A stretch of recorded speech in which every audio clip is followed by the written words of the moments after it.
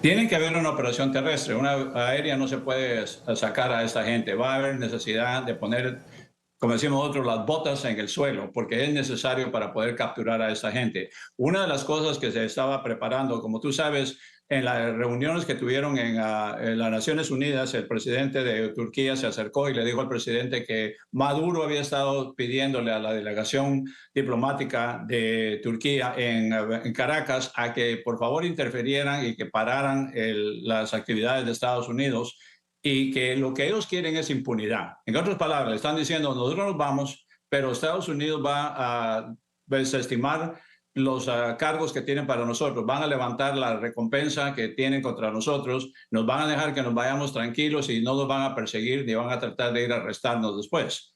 Bueno, eso es una impunidad por todo lo que han hecho y si Estados Unidos está dispuesto a hacer eso, sería un precio bastante alto. Por eso es de que estaban estimando, bueno, si los arrestamos, porque ellos son prófugos de la justicia, ¿cuál es la solución? Sabemos de que había unos laboratorios en unas bases de la Fuerza Aérea y lo que se ha planificado y ya se empezó a poner los códigos y las coordenadas en los GPS de los misiles, se pueden empezar a tirar estos misiles, ya sean Tomahawk o de los Reapers, para empezar a destruir los centros de almacenaje, los laboratorios, las guaridas de los miembros del Tren de Aragua, que sabemos dónde están. Así, tirarles un mensaje muy fuerte que posiblemente la próxima bomba pueda ser directamente a tu casa, Maduro. Así que o te sales y te entregas, o la próxima bomba puede que vaya directamente a ti, no contra una de estas bodegas que estamos bombardeando. Señor Quiñones, las primeras acciones que se ejecutarían, porque todos nos hicimos la pregunta hoy cuando escuchamos esto, ¿de qué tipo de acciones estamos hablando? ¿Cuáles son las acciones que se pueden desarrollar a partir de aquí? Los primeros blancos serían directamente relacionados con el narcotráfico, bien porque hay depósitos de droga, bien porque hay la droga que se va a trasladar, bien porque se intercepta de alguna manera algún traslado. Pudiera empezarse por aquí, que es también una presión, empezamos por esto, pero la cabeza también es un blanco. Me refiero a quienes dirigen el Cartel de los Soles. Absolutamente, de acuerdo contigo. Ahora, el problema que tienes que ver es de que al momento de entrar, ellos van a salir corriendo como las ratas que son. Entonces, lo que tú tienes que hacer es bombardear los puntos estratégicos militares. Por ejemplo, puente que pueda llevar refuerzos de camiones con soldados o tanques, hay que destruirlos. Luego, los aeropuertos donde puedan despegar los aviones, hay que destruirlos. Los radares también hay que destruirlos. O sea que hay ciertos objetivos militares que ya están identificados y preparados para atacarlos y posiblemente serían los F-35 que evaden el radar. De esa forma, los dejamos ciegos y los dejamos sin oír lo que está sucediendo porque no se pueden comunicar. Inmediatamente, cuando tú tienes el control y que si algún barco se quiere acercar para interferir, lo hunden los mismos barcos, los destructores que tenemos o los drones, y con los mismos drones puedes empezar a tirarle duro a las tropas para evitar de que ellos quieran responder. Entonces tú envías a través de los helicópteros modernos que tenemos unos grupos de asalto de las fuerzas especiales. Recuerda que enviamos 500 de ellos y han estado practicando precisamente cómo entrar en un lugar así bien guardado. También tenemos la situación de que los Marines podrían entrar por estas embarcaciones de aire flotante que van en un colchón de aire, entran y se atacarían de dos puntos. Uno sería por la playa y la otra sería por helicóptero por la parte de atrás y los aviones mientras tanto mantienen la supremacía del aire para que evitar que helicópteros o aviones puedan despegar y el primero que vean se lo tumba. Cuando eso se puede hacer tan rápido que en 48 horas se acabaría la bulla. Sí. Sabemos ahorita que 85% de los militares están con nosotros. Ellos no quieren apoyar a Maduro. Hay un 5% que les han lavado el cerebro que sí apoyaría a Maduro, pero yo creo, por lo que nos han dicho los oficiales y muchos de los soldados que están a nuestro favor, dicen, nosotros podríamos controlar a todos estos soldados que están a favor de Maduro, quitándole las armas o físicamente agarrarlos para evitar de que quieran ir a defender, Sí. lo que sería una gran ventaja porque de esa manera se eliminaría lo más posible la pérdida humana, las heridas que puedan haber de los dos lados y la situación se podría resolver muy rápida.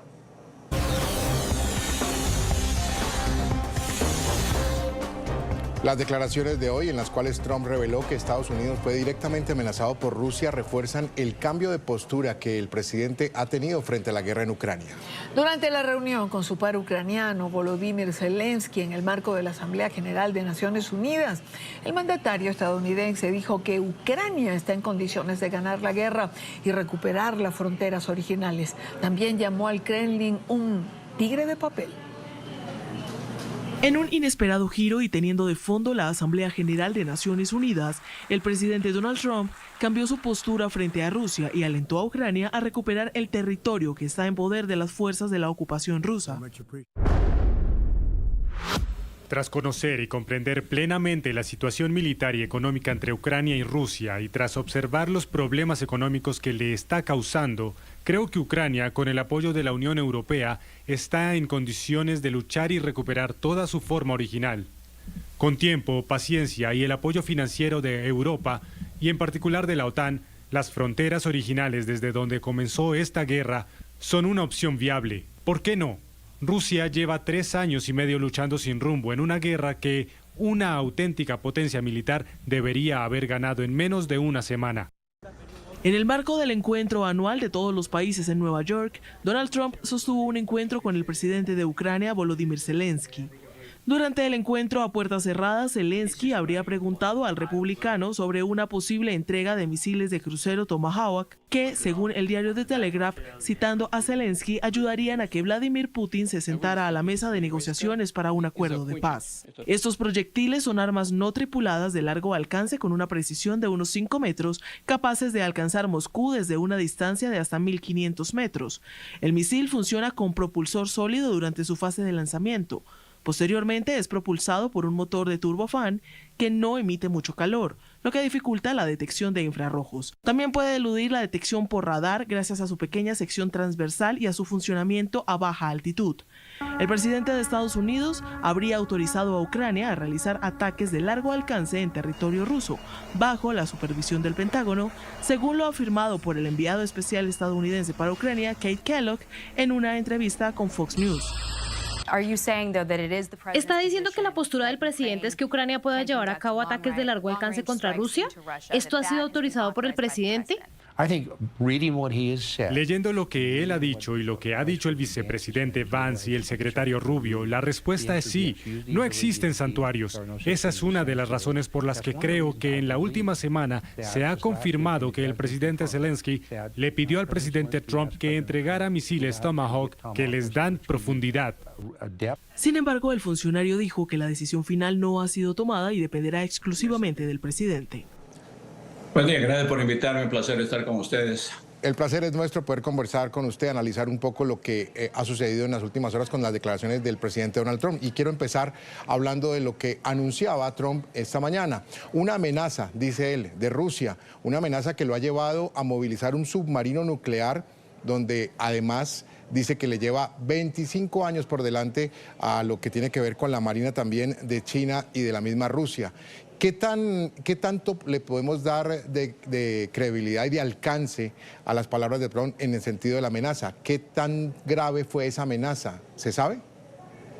Bueno, la amenaza la hizo el ministro de Defensa de Rusia. O sea que yo la tomaría muy en serio cuando una persona de ese nivel te está amenazando de que esto puede resultar en una tercera guerra mundial y que están preparados a movilizar las fuerzas que ellos tienen. Sí, fue bastante seria y para demostrarles de que no estamos tomando esas clases de comentarios de una manera casual, se envió a los submarinos para decir muy bien, si ustedes piensan actuar como tu secretario está diciendo o el ministro de Defensa de Rusia está diciendo, pues vamos a estar preparados. O sea que ustedes podrían lanzarnos una bomba, pero inmediatamente les van a caer por lo menos 60 bombas que acabaría con la mayoría del país. Es una situación muy difícil porque, como tú sabes, a veces las palabras llegan a un punto más y en cualquier momento se podría desatar otra guerra que nadie puede ganar. Una guerra en esta época, con estas armas que tenemos, la verdad que nadie puede ganarla porque serían billones de gente las que pagarían la vida, no 100 millones como sucedió en la Segunda Guerra Mundial. Pero en estas guerras la disuasión es ya un arma per se. Esta solicitud de Ucrania de los Tomahawk, que es una decisión que está en manos del presidente, quien evidentemente ha tenido un cambio de postura en relación a Rusia, ¿puede ocurrir? Es decir, el presidente Trump siente que el tiempo pasa, que Vladimir Putin lo que ha hecho es ganar tiempo en cada encuentro, pero no da un resultado concreto. Definitivamente, porque el problema que ha sucedido es de que se le ha permitido a Rusia actuar impunemente. Ellos atacan y se retiran 20 kilómetros dentro de su territorio para no ser tocados. En ninguna clase de combate se ha visto eso. Cuando hay guerra, tú tienes el derecho de perseguir al enemigo a cualquier lugar donde sea necesario para poder acabar con la capacidad de poder pelear o con el deseo de poder pelear, una de las dos que tienes que destruir. En ese caso, ellos simplemente se echan para atrás, se van a esconder, regresan otra vez al día siguiente descansados, sin haberles tocado nada. Es hora de que si estamos serios de una guerra, que les permitan ellos atacar donde sea. Hemos visto que cuando atacaron con los drones, que destruyeron varios de los aviones y varios de los centros, inmediatamente Rusia se tuvo que echar hasta atrás a defenderse y pararon muchas de las hostilidades que ellos tenían. Eso nos va a llevar al problema de que si les damos a ellos el equipo, ya el mismo Putin y el ministro de Defensa ha dicho de que eso lo van a considerar ellos como un ataque directo de Estados Unidos contra el imperio ruso. Nuevamente, también los europeos han dicho de que ellos están dispuestos a darles permiso a enviar cualquier clase de armamento que sea que lo usen, que no solo lo usen defensivamente, pero también ofensivamente. Y si es cierto que Rusia están tan locos que quieren llegar a un conflicto que nadie va a ganar y son capaces de declarar la Tercera Guerra Mundial solo para quedarse con la suya, que Dios nos ayude, porque como te digo, no quedaría mucha gente que no fuera afectada, aunque fuera en Latinoamérica, seríamos afectados por las condiciones y la radiación que se estallaría en el planeta. Usted ha dado en un punto importante en este diálogo que tenemos a esta hora aquí en el informativo NTN24 y tiene que ver con el apoyo de Europa y específicamente el apoyo de la OTAN. Lo nombraba Trump esta mañana y decía, con tiempo, paciencia y el apoyo financiero de Europa y específicamente de la OTAN, las fronteras originales desde que comenzó la guerra son una opción viable. Le quiero preguntar, ¿se va definitivamente a jugar un papel definitivo también la OTAN y Europa en esta postura de Trump? Si no fuera que la Unión Europea estuviera ayudándole, apoyando la economía rusa, comprándoles gasolina, porque ellos no tienen, ese es el problema que hay. Entonces, mientras la Unión Europea y otros países sigan comprándole, inclusive India le sigue comprando petróleo a Rusia, no van ellos a tomar el golpe que ellos deberían de sentir, porque si no tuvieran ese dinero, ahorita la economía rusa estaría en bancarrota, sería un problema que posiblemente sería peor porque son locos que capaces de cualquier cosa. Pero en ese caso, mientras la Unión Soviética sigan apoyando, no van a poder hacer. Entiendo que ellos quieren mantener sus economías vigentes y que la gente esté empleada, pero mientras ellos apoyen, están jugando dos caras. Una, apoyan a Rusia comprándoles el petróleo que les permite seguir la guerra. La otra nos dicen que sí quieren apoyarnos a nosotros y parar a Rusia porque saben que ellos serían víctimas de un próximo ataque. Ellos están en una situación muy difícil y a menos de que busquemos una manera de llevarles la cantidad de petróleo que ellos necesitan a diario sin tener que recurrir a los rusos, sería claro. Una solución. Claro, pero Europa creo que también está molesta, señor Quiñones, por este sobrevuelo en territorio de países miembros de la OTAN de los drones rusos. Y de hecho se está estudiando hasta donde he leído la posibilidad de que se autorice que los países pertenecientes a la OTAN disparen a los drones si Rusia sigue con esto. De nuevo, yo no entiendo por qué no lo hemos hecho. Cuando tú miras que un aparato te cruza tus fronteras, no sabes si lleva un misil, ¿qué están esperando? Veamos lo que pasó acá en Estados Unidos cuando miramos esos globos volando y viéndolos y todo el mundo a dónde van y preguntándose, en vez de haber tomado la actitud correcta de decir, derrúbelos, porque no sabemos cuál es el propósito que ellos traen. Ya es hora que se les demuestre. Al principio era un miedo que le tenían al ejército ruso, inclusive los americanos, pretendían que los rusos eran tan super soldados que nadie los podía defender. Yo me recuerdo las indoctrinaciones que teníamos que prepararnos mucho más para poderlos vencer a ellos. La misma mentalidad existe o existió en Europa, pero ahora que se están dando cuenta que Ucrania los ha parado, están perdiendo el miedo y están diciendo, bueno, sí los podemos atacar y vencerlos. Pero, de nuevo, existe el deseo político de meterse a una guerra que va a causar muchísimas muertes. No quieren. Ahí viene el problema. ¿Cómo solucionamos? Y las presiones económicas han funcionado hasta el punto, pero mientras sigan metiendo dinero, no van a tener los resultados. Para mí deberían de empezar cada dron que pase al suelo.